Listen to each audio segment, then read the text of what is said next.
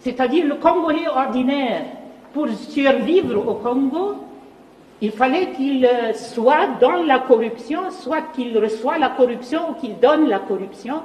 Et avec ça, il est la victime du chaos, mais il est en train de reproduire le chaos avec son comportement, mais son comportement est comme une loi de la nature, il doit faire ça pour survivre.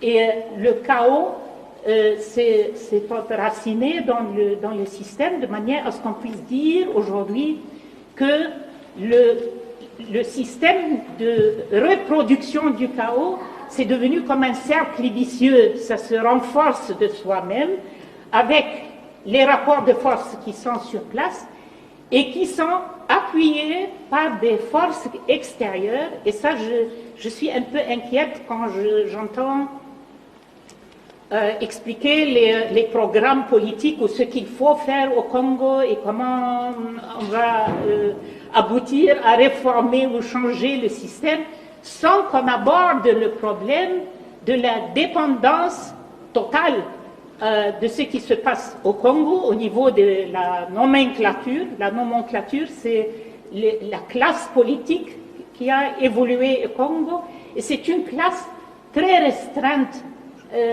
Il ne faut pas écouter le discours de opposition, majorité présidentielle, je sais, ils peuvent s'appeler comme ils veulent, mais c'est peut-être 500 personnes ou 1000 personnes qui sont au sommet de ce système, qui se jettent les ballons. Je suis aujourd'hui oppositionnelle, demain je suis avec tel. Il n'y a pas de programme, il n'y a rien, il y a simplement, c'est un mangeoire. Et celui qui fait la politique, il veut accéder à ce mangeoire. Point trait. Et il n'y a pas...